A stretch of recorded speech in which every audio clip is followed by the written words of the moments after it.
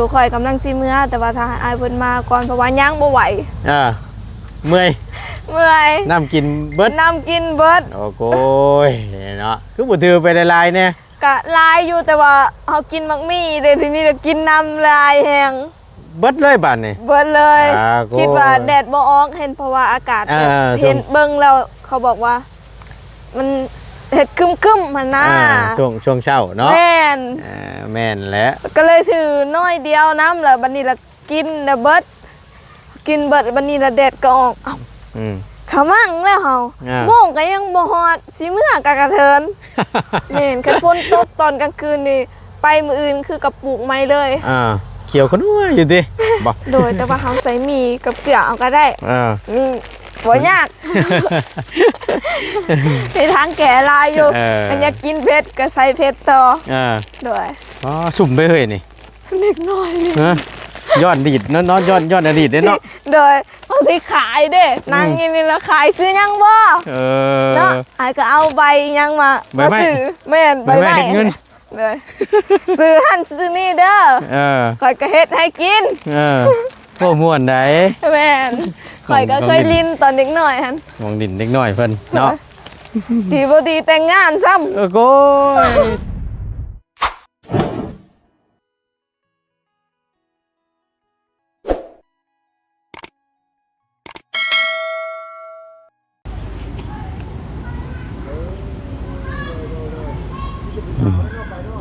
ไปน้องเลยเนาะบรรยากาศยันบอลอดอยู่มันนี่เบิ่งคักแล้วพี่น้องเลยเอาคักเลยเนาะคำที่ตกนี่มันตกช่วงหนึ่งแรกแหละบอตูนวะคนอื่นพี่น้องกราบทักทายสบายดีและสวัสดีพ่อแม่พี่น้อง FC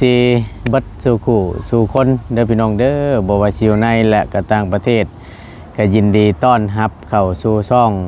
ประธานปองชาแนลคือเก่าเนาะพบเจอกันบรรยากาศเนาะพี่น้องเนาะก็คือเก่าอยู่โฮมกอหน่อไม้จังไพ่เนาะแต่ก็ยังบ่ทันเห็นแตกหน่อแตกแหน่งเนาะพี่น้องหน่อไม้อันนี้สิออกซ่าหน่อยนึงช่วงประมาณเดือน9เดือน10มันนี่สิออกลายพี่น้องอยู่หน้าประตูนก็คือกันแต่ว่าอยู่หน้าประตูนเป็นหน่อไม้คล้ายๆหน่อไม้เลี้ยงน่องเลยนะพี่น้องคล้ายๆกันแต่ว่าเป็นหน่อไม้จังไพ่อีกแบบนึงแต่ตัวนั้นมันเกี่ยงกูนี่สีสันมันนะเนาะ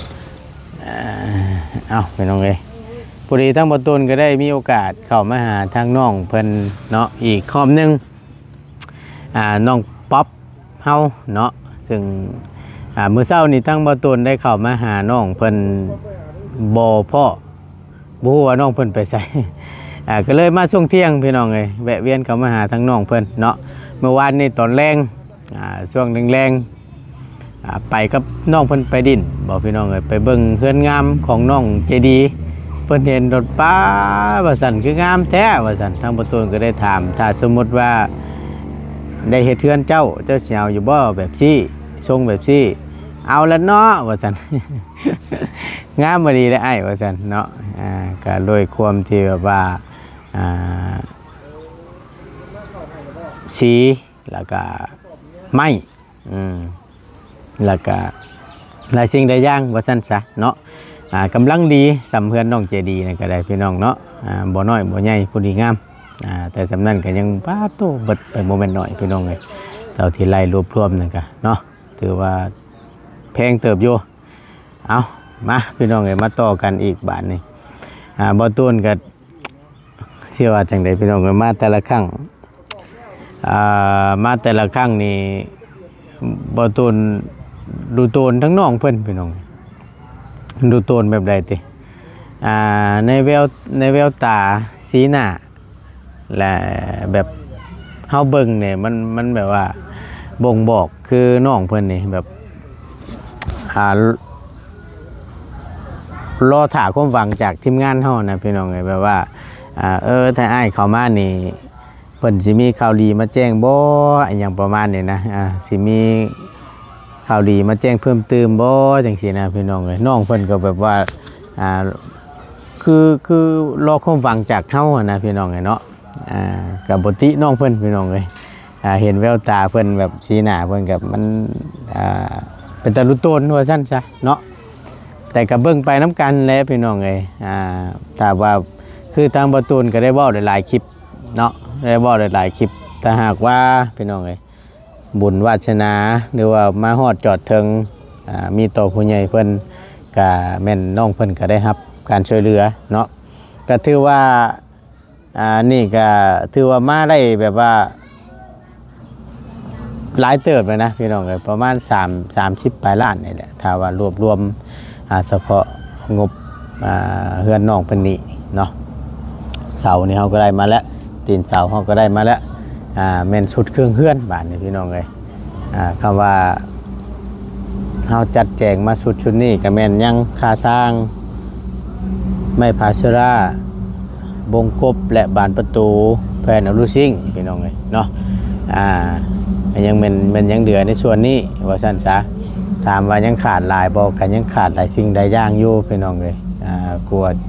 สิไล่มานี่ก็ป้าบ่แม่นง่ายเนาะก็ฝากคือเก่าคือเดิมมาแล้วบ่ต้นก็ได้พี่น้องเอ้ยเนาะผู้ใหญ่ใจดีท่านใดผู้เป็นมีน้ำใจเนาะอยากชดเชยทางครอบครัวน้องป๊อปพันนี้พี่น้องเอ้ยอยากชดเชยร่วมทำบุญในครั้งนี้เนาะคนละ5คนละ10ก็ยินดีเด้อบ่ตูนก็ยินดีเป็นสะพานบุญให้เนาะแต่ดูต้นพี่น้องเอ้ยจักสิว่าจังได๋บ่ตูนก็ได้อยากให้น้องเพิ่นได้แหละทางบ่ตูนก็ได้พี่น้อง FC เพิ่นก็คอยเชียร์คอยลุ้นอยู่เนาะอยากให้น้องเพิ่นได้บ้านคือหมู่อยากให้ได้เฮือนงามๆคือหมู่ว่าซั่นเนาะก็เป็นอีกเคสนึงว่าซั่นซะเนาะอยากให้ได้อยากให้มีคือหมู่ว่าซั่นเนาะแล้วก็คือทางเฮือนน้องเลี้ยงเนาะก็ทางอีหล่าเพิ่นนี่ก็ได้ก็ถือว่าหลายเติบเลยเด้น้องเพิ่นก็เนาะมีทางได้หลายท่านที่เพิ่นร่วมสมทบเข้ามาเนาะแต่ว่าทางบ่ตูนก็ยังบ่มีหรอกงบทางผู้ใหญ่ทางบ่ตูนที่จะไปสมทบเฮือนน้องเลี้ยงเนาะก็เห็นทางอาจารย์เล่าว่านัดทางผู้เพิ่นมาส่งไม้นั่นเพิ่นนัดว่ามามื้อนี้ว่าซั่นพี่น้องสิมาส่งไม้ให้มื้อนี้แต่บ่ฮู้ว่าสิจักโมงแหละเดี๋ยวก็เบิ่งไปนํกันเนาะพี่น้องเนาะต้องได้คุยกันกับทีมงานเบิ่งพี่น้องเลยว่าทีมงานสิว่าจังใดเนาะสิรวบรวมและสิสั่งสุดเครื่องเฮือนมาให้บ่ดูว่าจังใดพี่น้องเลยเดี๋ยวถามเบิ่งอีกเทื่อนึงเนาะเพราะว่ามันก็ยังขาดหลายคือว่าเฮือนน้องป๊อปเพิ่นนี่ก็ได้ฟืนไฟก็คือจังว่ายังบ่ทันได้เห็นลงพี่น้องเลยพอดีงบตัวน้ำบอดี้นะมันโยกเอามาเข่าไผ่ผ้านี้พี่น้องเนาะคือถือว่าตัดไปในส่วนนี้ว่าสั้นซะแต่ก็ดีได้พี่น้องเลยเอาไผ่ลงก่อนไผ่ลงก่อนแล้วบัดนี้เฮาก็เวลาเพิ่นมากบไม้กบตอกมันจังสิได้ใช้ไผ่เฮาเองเด้มันเป็นการดีแหละเนาะแต่ว่าน้องเพิ่นว่ามื้อนั้นนั่นโทรมาหาน้องป๊อปว่าน้องป๊อปบ่ฟ้าวลงกะยาว่าสัตว์เนาะถ้าแต่เพิ่นก็คิดจะว่าถ้าว่าเอาลง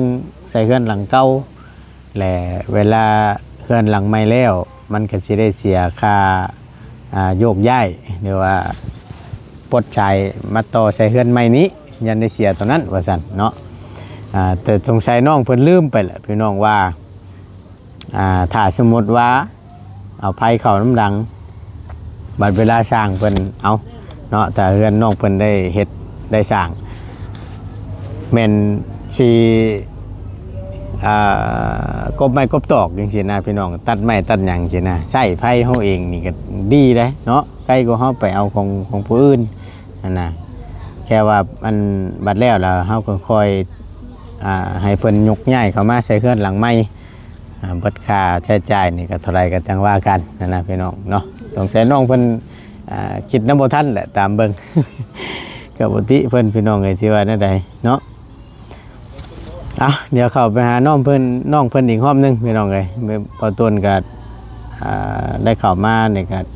สิว่าอะไรก็ยันแต่น้องเพิ่นถ่าความหวังนำบ่ตูนแล้วพี่น้อง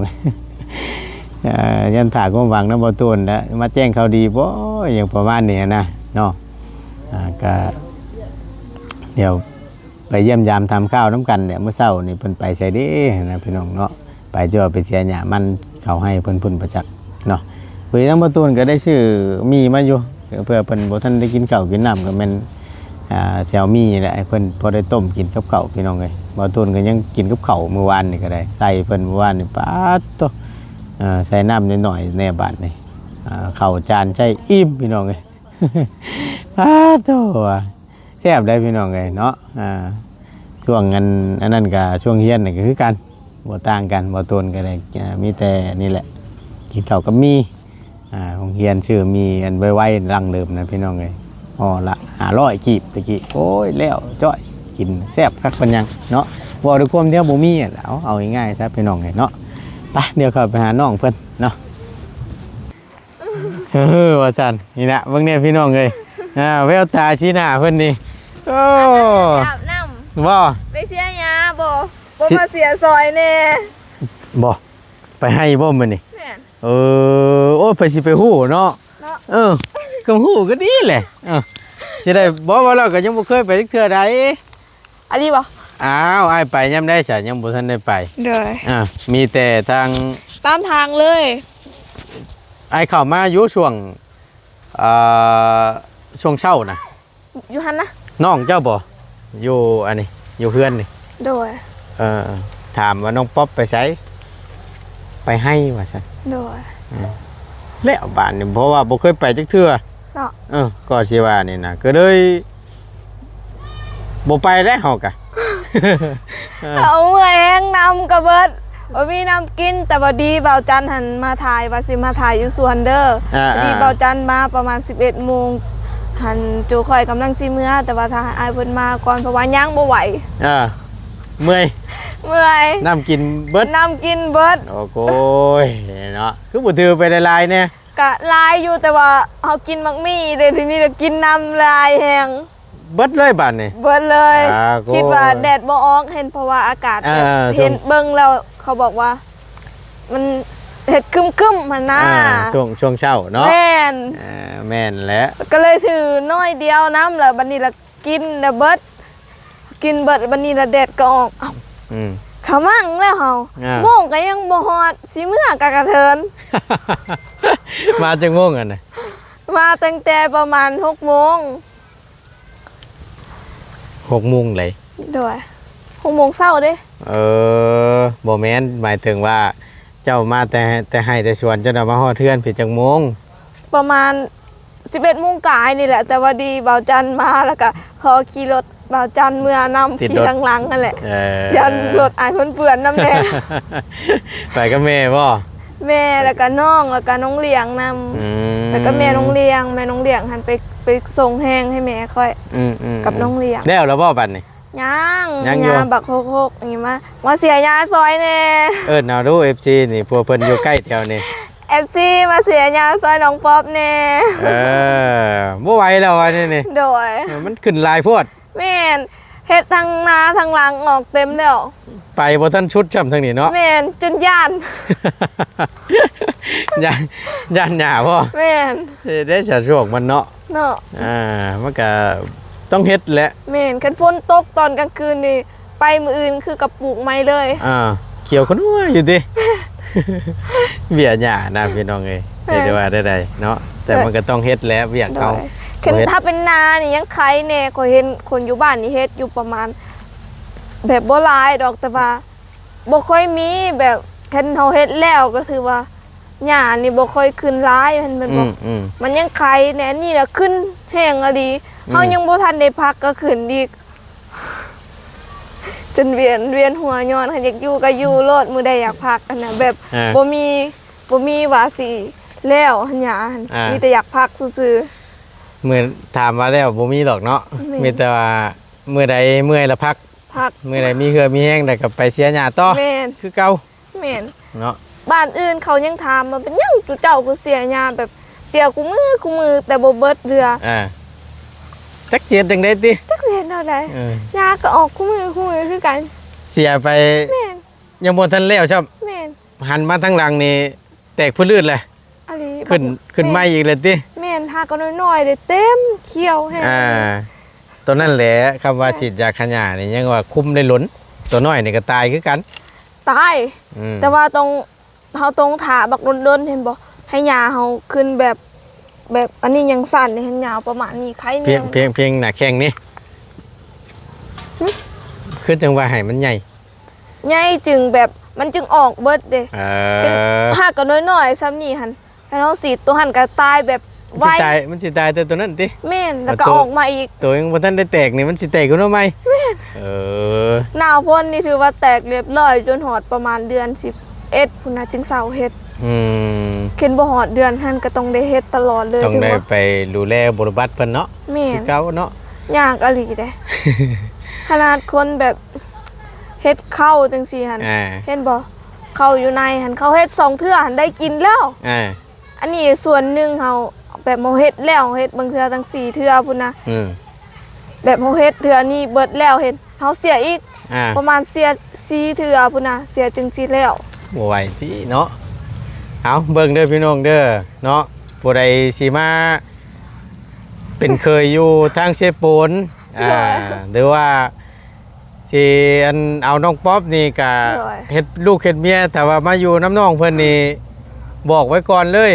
เนาะต้องขยันนิดนึงแม่นบ่ยุ่งแบบบ่ยุ่งหัวเรื่องอีหยังแต่ว่ายุ่งหัวเรื่องหญ้านี่แหละ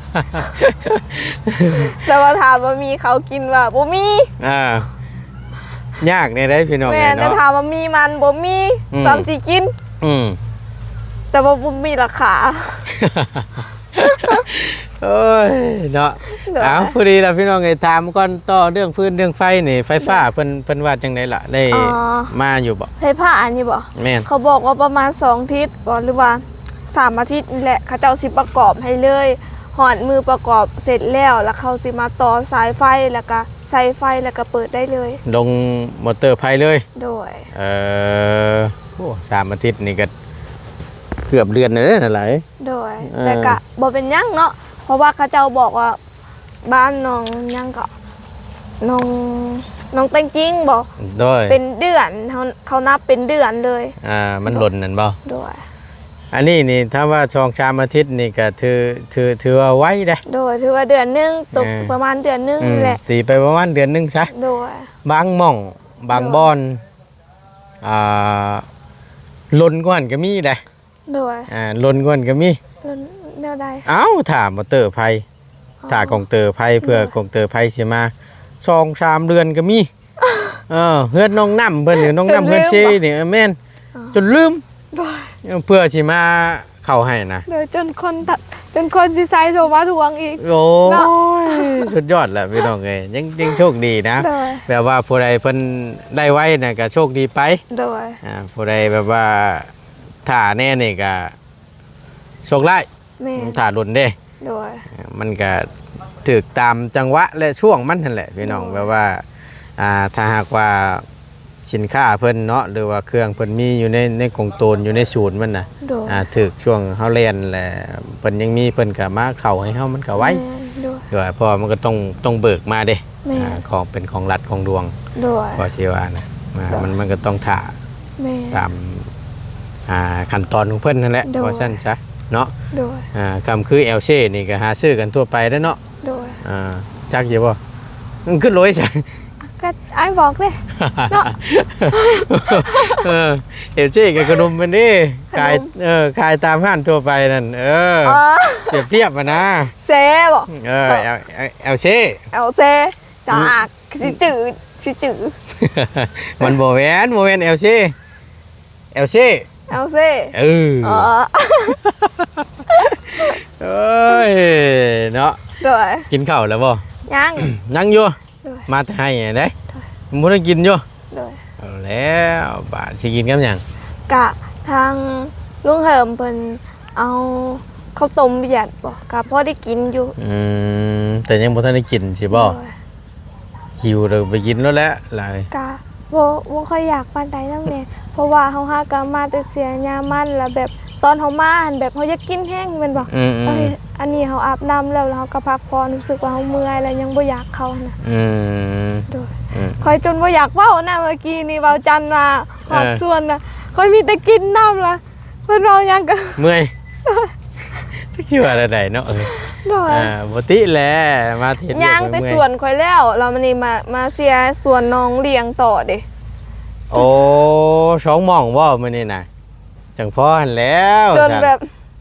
บ่ไหวเลยแบบว่าแต่เศร้าเห็นแบบนี้ล่ะ แบบมันเฮ็ดครึมๆแล้วเฮาก็เสียม่วนแมันบ่ได้พักเลยแบบนี้ล่ะ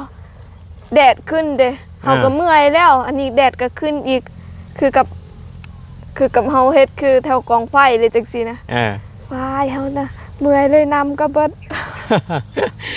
ทอนคักไปยังเนาะ แม่น เอาอดหนาวเนาะ โดย จะได้ฉันพี่น้อง แม่น นี่แหละเบิ่งในพี่น้องจะเห็นบ่ตูนวางได้แววตาชี้หน้าเพิ่นน่ะอันนี้หาก็แต่งหน้าเนาะ อ๋อไง คือบ่ตูนเว้าบ่พี่น้องเอ้ยเนาะเป็นจังได๋ไปอันเห็นเฮือนน้องเจรีเมื่อวานนี่อ๋องามแฮง นาน โดยค่อยได้ค่อยก็อยากได้คือกัน ชงนั่นบ่ โดย มักบ่ชงน่ะบ่ตามชื่อ โดยมากแต่ว่าคอยสิบ่อยากจงเซหลายจงน้อยเดียวบนบันไดขึ้นพอแล้วสิเหลืออยากอ้อมบ่เลยแม่นบ่โดยเพราะว่าเฮาคนหลายเด้ใส่อ้อมเนาะโดยไปเนาะบ้านนี่มันคือมีเป็น2เสียงเนาะเดี๋ยวขออนุญาตถ่ายคลิปก่อนเด้อพี่น้องเด้อเนาะก็อันนั้นพี่น้องเอ้ยพอดีมีทางผู้ใหญ่เพิ่นโทรมาแป๊บนึงเดี๋ยวประตูนโทรกลับเนาะคุยกับน้องเพิ่นก่อนโดยเอาสั่นพอดีละเดี๋ยวตั้งอาเจียวอันนี้ให้เอามีคือเก่าได้มีก็กินเนาะกินอยู่แล้ววะอ๋อกินคู่มืออยู่แล้วบ่ว่าแล้วว่าเนาะสิว่ายังตอนแบบเฮาหิวข้าวขึ้นตอนกลางคืนนี่ต้มมีก่อนเนาะแล้วยังกินได้เนาะอิ่มท้องไปโอ้ยเมื่อคืนนี่กินจังใช่รถหันเด้ต้มมีเรียบร้อยโอ้ยข้าวจานใช่นี่อิ่มบาดนี่นอนรับคักปัญญังแม่นกับมืดมือคือกันสู่ได้คือเก่าแม่นคักได้พี่น้องไงเอานี่บ่ตินะเห็นแจ่วกินแจ่วเห็นแต่ข้าวกินแต่ข้าวอันนี้ตะกี้แฮงบ่มีจังซี่นะจกข้าวแล้วไปลิ้นเซยบ่จำแจ่วเลยก็ได้กินได้เบิดข้าวห้วยเกียร์ไปเลยแม่นบางเทื่อก็จำแต่เกลือเอาก็กินเนาะโดยบ่ว่ากันเนาะอันนี้แฮงมีแฮงสะดวกเนาะตอนท่านนั้นสิกินมีหั่นนะขอเงินนำแม่ซื้อมีให้กินแน่ก็ยังบ่ได้อยู่ก็ยังบ่ได้สิว่าได้แม่น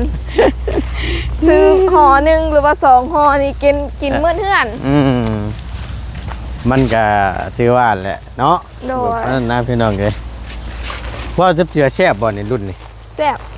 รสนี่ได้โดยเพราะว่ามันมี2แบบอันนี้นะแต่ว่าอีกแบบนึงหันเป็นสีดำหันสีหนัวหลายกว่าออกเข้มๆเหมือนบ่ตัวนี้เนี่ยมันอันนั้นเนาะสีจางออกชมๆบ่โดยแต่ว่าเขาใส่มีกับเกลือเอาก็ได้มีบ่ยากในทางแก่ลายอยู่อันอยากกินเผ็ดก็ใส่เผ็ดต่อโดยสุ่มไปเฮ้ยนี่เล็กน้อยย้อนอดีตเนาะย้อนอดีตเนาะโดยเอาสิขายเด้นางกินนี่แล้วขายซื้อยังบ่เนาะอาจจะเอาใบยังมาซื้อแม่นใบไม้เลยซื้อหั่นซื้อนี่เด้อข่อยก็เฮ็ดให้กินโอ้ม่วนได้แม่นข่อยก็เคยลิ้นตอนเด็กน้อยหั่นมองดินเด็กน้อยเพิ่นเนาะดีบ่ดีแต่งงานซ้ำโอ้ยจัดงานแต่งบัดนี้แม่นลาบชิ้นเอาโน่นพี่น้องเลยเนาะลำลาแหละอยู่ดีมีแห้งเลยอยู่ดีมีแห้งเด้อสบายดีสบายดีขอให้เดินทางปลอดภัยความเจ้าไว้พรเด้อเจ้ามาแรงคักปัญญังเหมือนเนาะถือแป้งแรงไว้ก่อนไปพี่น้องเลยขอบคุณหลายๆประตูขอตัวลำลาก่อนเนาะจบคลิปปิดคลิปก่อนสบายดีเด้อ